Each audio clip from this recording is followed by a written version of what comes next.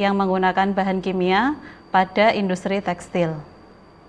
Dengan menggunakan bahan kimia akan menghasilkan limbah cair yang jika tidak ditangani dengan lebih lanjut maka akan mengakibatkan pencemaran lingkungan atau kerusakan lingkungan. Nah, kali ini kita akan belajar pewarnaan alami menggunakan tumbuh-tumbuhan atau yang dikenal dengan teknik ekoprint. Apa itu ekoprint? Saksikan terus tayangan berikut. Ekoprint berasal dari eko, yakni dari kata ekosistem atau alam, dan print yang artinya mencetak. Jadi, ekoprint adalah teknik mewarnai dan memberi motif pada kain atau cangkir keramik atau gelas mug dengan menggunakan pewarna alami yang berasal dari tumbuh-tumbuhan, baik itu memanfaatkan daunnya, batangnya, bunganya, ataupun akarnya. Apakah semua daun bisa dipakai untuk ekoprint? Tidak, ada kriteria tanaman yang bisa digunakan untuk ekoprint. Di antaranya, tanaman tersebut harus mengandung air atau basah, jadi kalau kering tidak bisa. Terus berbau tajam, dan jika digosokkan ke kain atau pakaian akan meninggalkan noda. Serta jika direndam di air panas, maka warna air akan berubah sesuai dengan warna tanaman. Contoh daun yang bisa dipakai, di antaranya yang sesuai dengan kriteria di atas, ada daun jati, yang nantinya akan memberikan warna merah kecoklatan, ada daun pepaya, baik pepaya lokal maupun pepaya Cina, juga ada daun ketela atau singkong, daun jarak, jambu, belimbing, dan daun dari pohon mangga. Sedangkan contoh bunga yang bisa dipakai untuk ekoprint, diantaranya ada bunga bougainville, ada mawar, ada bunga sepatu, dan bunga kamboja. Nah, sekarang ke jenis kain yang bisa dipakai untuk ekoprint. Tidak semua kain bisa digunakan untuk ekoprint. Kain yang berasal dari serat alamilah yang bisa digunakan untuk ekoprint. Kenapa? Karena kain yang berasal dari serat alami mampu menyerap warna dengan sempurna dari tanaman yang kita pakai. Nah, contoh-contoh kain atau jenis-jenis kain yang berasal dari serat alami, diantaranya ada kain belacu, kain kanvas, itu berasal dari serat kapas, terus ada kain mori, kain katun, kain rami, serta kain sutra. Ya, sekarang kita lanjut ke teknik-teknik ekoprint. Ada dua teknik ekoprint. Yang pertama teknik pounding atau teknik pukul, dan yang kedua teknik steam atau teknik kukus. Nanti akan saya praktekkan dua-duanya, ekoprint dengan menggunakan teknik pounding, juga menggunakan teknik steam. Sekarang kita bahas dulu yang teknik pounding atau teknik pukul. Membutuhkan alat dan bahan apa saja untuk teknik pounding atau pukul? Yang pertama adalah media yang akan kita beri warna. Untuk teknik pounding atau pukul, saya menggunakan media kain. Jadi saya sudah menyiapkan tas jinjing atau tote bag.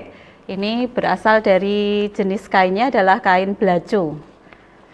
Terus kemudian palu untuk memukul daun yang akan kita transfer warnanya ke tote bagnya. Terus kemudian yang ketiga ada daun-daun, yang keempat plastik, terus ada yang kelima tawas, dan yang keenam cuka. Itu alat dan bahan yang dibutuhkan untuk melakukan ekoprint teknik pounding atau pukul. Adapun proses-prosesnya untuk teknik pounding ada 4. Yang pertama, kita harus melakukan scoring dulu atau pencucian. Apa itu scoring atau pencucian? Scoring atau pencucian adalah pembersihan atau menghilangkan sisa-sisa kotoran yang mungkin masih menempel pada kain. Caranya bagaimana? Kainnya kita rendam menggunakan deterjen atau boleh juga menggunakan TRO. TRO itu kepanjangan dari Turkish Red Oil. Membelinya bisa di toko bahan kimia yang terdekat. Jadi kainnya kita rendam di dalam air yang sudah kita kasih deterjen atau TRO, kemudian kita kucek ringan gitu. Dikucek secara ringan, kucek sebentar. Kalau sudah terus bilas sampai bersih, dijemur, tunggu hingga kering. Itu proses yang pertama yang harus kita lakukan. Yang kedua adalah proses mordanting. Proses mordanting ini bertujuan untuk membuka pori-pori kain supaya zat warna yang ada pada daun itu mudah diserap oleh kain. Caranya bagaimana mordanting? Hampir sama seperti tadi yang proses scoring, hanya saja kita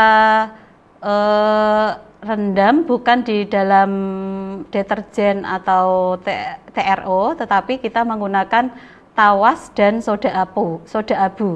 Jadi kita rendam air, terus kemudian kita kasih tawas sama soda abu. Dalam 5 liter air itu tawasnya membutuhkan 100 gram dan soda abunya 30 gram. Kalau sudah mendidih dan sudah kita masukkan tadi tawas sama soda abu, maka kita masukkan kain, terus dikecilkan apinya, direbus kira-kira 1 jam. Kalau sudah 1 jam kita matikan dan kita biarkan atau kita rendam kira-kira semalaman. Nah, kalau sudah direndam semalaman, keesokan harinya kita jemur tanpa diperas ya, langsung saja diambil tadi dari rendaman, kita jemur, tunggu hingga kering. Itu untuk proses mordanting. Proses selanjutnya, proses yang ketiga adalah proses pounding. Nah, ini adalah proses inti dalam pembuatan teknik ekoprint menggunakan teknik pounding. Bagaimana caranya untuk teknik pounding?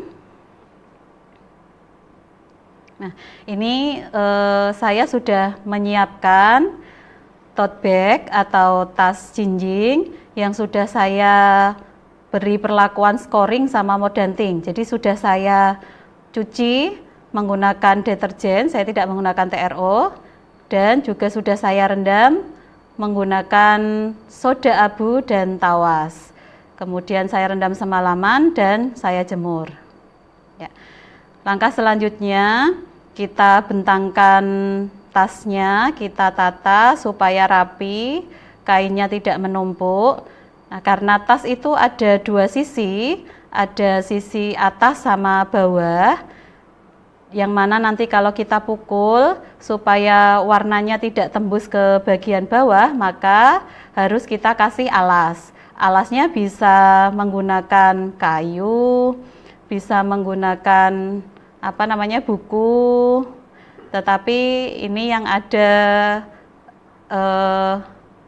kertas, maka saya gunakan alas kertas. Ya, langsung kita masukkan di tengah-tengah atau di dalamnya. Tujuannya tadi ya dikasih alas supaya ketika yang bagian atasnya kita pukul-pukul untuk memberikan motif daun dan warna pada bagian atas, maka tidak tembus ke sisi yang bagian bawah. Ya, kita pilih dulu daun apa yang mau kita gunakan. Ini saya membawa beberapa daun. Yang pertama ini ada daun pepaya lokal. Terus ini juga ada daun pepaya Cina. Kemudian ini ada daun kemuning. Selanjutnya ini ada daun keladi. Ini ada bunga bougainville. Dan kebetulan ini di belakang saya ada pohon jati, bisa kita manfaatkan juga. Ya, saya pilih dulu, saya cari yang muda karena yang bisa digunakan untuk ekoprint adalah daun jati yang masih muda. Ya. Ini saya sudah mendapatkan 2 tangkai daun jati yang masih muda. Kelihatan sekali masih berwarna hijau kemerah-merahan, karena nanti akan memberikan warna merah kecoklatan. Ya, kita pilih dulu. Ini saya milih daun kemuning. Ya, saya milih 2 daun kemuning. Kita tata dulu bagaimana nanti posisinya supaya menghasilkan desain yang bagus. Kemudian ini saya juga menggunakan daun jati 1 helai. Ya.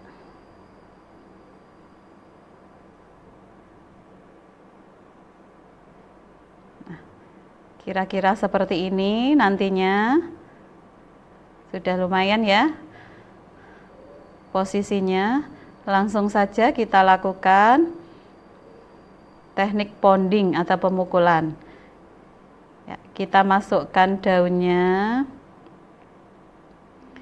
di atas alasnya ya, jangan di bawah alasnya. Kita tata sedemikian rupa, daunnya jangan sampai terlipat.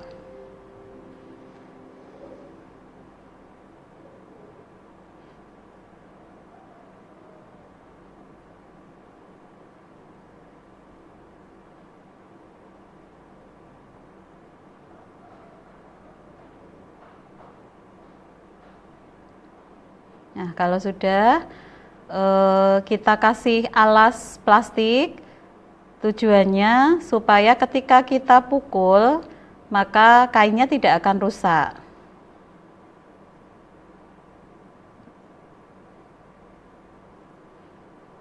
Ya, kita pukul, ya sebentar, kita pukul pelan-pelan.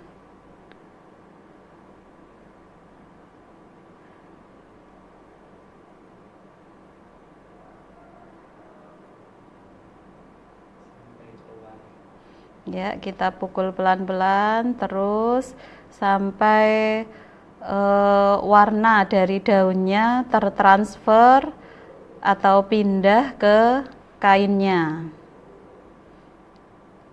Nah, kalau kita perhatikan ini warnanya sudah mulai diserap oleh kain.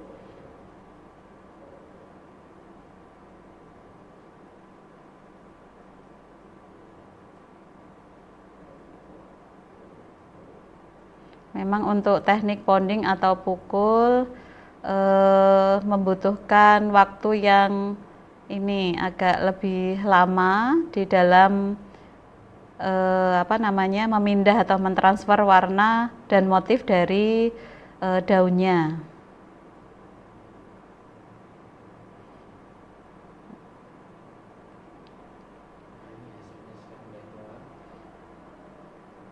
Ya, ini kita perhatikan, nah sudah mulai muncul sempurna motif daun dari daun kemuning.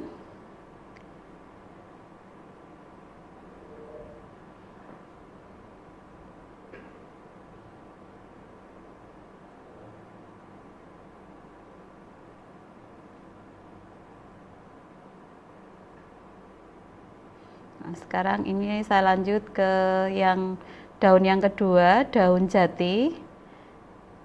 Seperti yang sudah Ibu sebutkan di awal tadi, bahwa daun jati akan memberikan warna merah kecoklatan.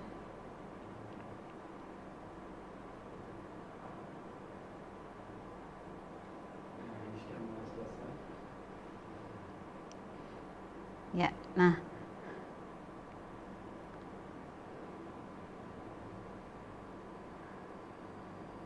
Nah, kira-kira seperti inilah nanti hasilnya.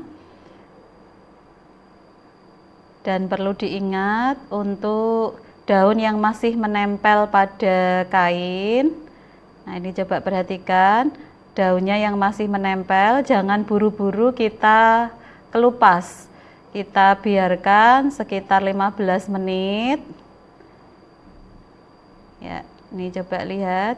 Jadi daun yang masih menempel kita biarkan saja sekitar 15 menit supaya warnanya benar-benar menyatu dengan kain. Ya, seperti ini hasilnya. Ya. Nah, setelah proses yang ketiga, tadi proses pounding atau pemukulan, masih ada satu proses lagi yang harus kita lakukan, yaitu proses penguncian warna atau fiksasi. Jadi biar warnanya awet, tidak luntur ketika kita cuci, maka setelah proses pounding, kita harus melakukan proses yang keempat, yaitu proses fiksasi. Oh ya, tadi di proses pounding, setelah kita pukul-pukul dan biarkan 15 menit, daunnya dikelupas, maka harus kita biarkan dulu selama 1-3 hari.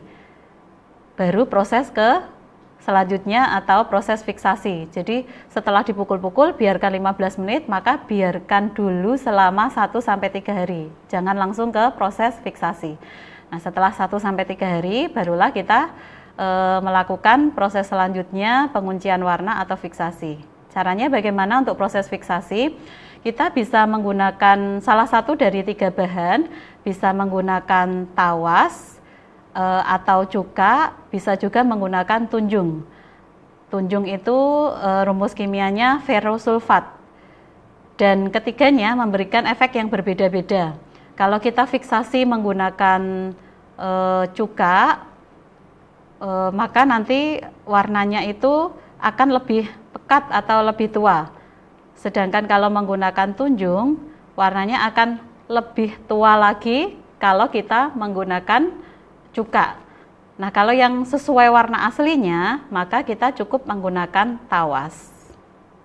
Ya, itu caranya bagaimana untuk fiksasi. Jadi misal saya ini milih tawas ya, jadi kita larutkan 50 gram tawas pada 5 liter air, kemudian diamkan selama 1 hari. Jadi kita membuat larutan tawas 50 gram pada 5 liter air dan biarkan dulu selama 1 hari. Jangan langsung digunakan untuk merendam kain yang sudah kita pounding tadi. Jadi kita biarkan selama 1 hari supaya terpisah antara warna yang keruh sama warna yang jernih. Nah, yang kita gunakan adalah warna yang jernihnya atau yang bagian beningnya saja. Kemudian kita gunakan untuk merendam kainnya selama kurang lebih 30 menit. Setelah direndam selama 30 menit, kita jemur hingga kering. Nah, dan sudah selesai itu proses ekoprintnya. Dan ini hasilnya seperti ini yang sudah kita lakukan keempat prosesnya. Jadi seperti ini. Mudah bukan caranya? Bahan-bahannya juga mudah didapatkan di toko kimia yang terdekat. Jadi anak-anak bisa mencoba di rumah. Nah, sekarang kita lanjut ke teknik yang kedua, teknik steam atau teknik kukus. Untuk teknik steam atau kukus, saya tidak menggunakan media kain, tetapi saya menggunakan media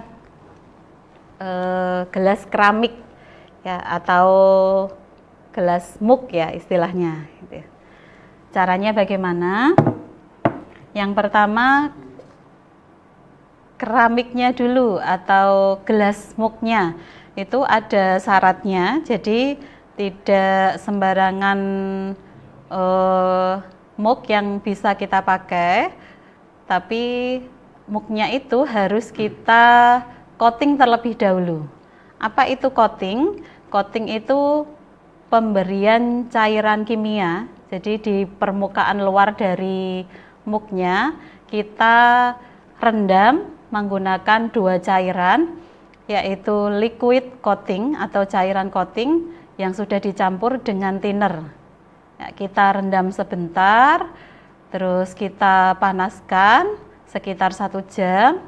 Kalau sudah di coating, sudah dipanaskan kurang lebih 1 jam, maka barulah muknya siap digunakan untuk ekoprint. Jadi tanpa melalui proses coating, maka muknya tidak akan bisa ditempeli atau tidak bisa diberi warna menggunakan teknik ekoprint. Selanjutnya untuk alat dan bahannya. Ada yang pertama tadi medianya, yaitu gelas muk. Terus yang kedua kain. Kainnya itu digunakan untuk menyelimuti atau blanket ya istilahnya, membungkus gelasnya supaya daun yang kita tempelkan pada muk tidak lepas. Jadi kita bungkus, kita selimuti menggunakan kain. Kainnya apa saja dan warnanya juga bebas, warna apa saja boleh. Terus yang ketiga otomatis daunnya ya yang mau kita berikan warna atau pindah warna dan motifnya ke muk. Terus yang keempat plastik, yang kelima ada lakban, dan yang keenam cuka. Untuk lebih jelasnya prosesnya bagaimana, ini bisa kita saksikan tayangan berikut. Ya, ini pertama kita siapkan muk yang sudah di coating, jadi terlihat lebih mengkilap ya dari muk yang biasa. Terus untuk daunnya saya menggunakan daun jati, sama seperti yang teknik ponding harus daun jati muda. Terus ada kain untuk membungkus atau memblanket menyelimuti muknya, air secukupnya. Terus kemudian cuka. Dan selanjutnya plastik untuk membungkus muk yang sudah dibungkus sama kain. Terus ada lakban. Dan terakhir ada gunting. Ya, prosesnya kita masukkan 1 sendok makan cuka ke air, kita aduk sampai rata. Kemudian kita rendam kain yang digunakan untuk blanket. Setelah kurang lebih 5 sampai 10 menit kita peras, terus daunnya kita tempelkan pada muknya, kita bungkus yang rapi, terus kita lakban di seluruh sisi. Kemudian kita bungkus menggunakan plastik dan kita kukus kurang lebih 1,5 jam. Ya. Jangan lupa ditutup ya. Dan setelah 1,5 jam kita angkat. Hasilnya seperti ini. Jangan langsung dibuka, kita biarkan 6 jam. Setelah 6 jam baru boleh dibuka. Nah, setelah 6 jam bisa kita lihat hasilnya kurang lebih seperti itu. Nah, ini jadi saya ulangi lagi. Setelah dikukus 1,5 jam, jangan buru-buru dibuka, harus kita biarkan dulu selama kurang lebih 6 jam. Setelah 6 jam barulah boleh kita buka. Jadi menunggu dingin, menunggu warnanya benar-benar menempel pada muknya. Ya, gimana anak-anak? Mudah sekali kan belajar melakukan ekoprint baik menggunakan teknik ponding maupun teknik steam.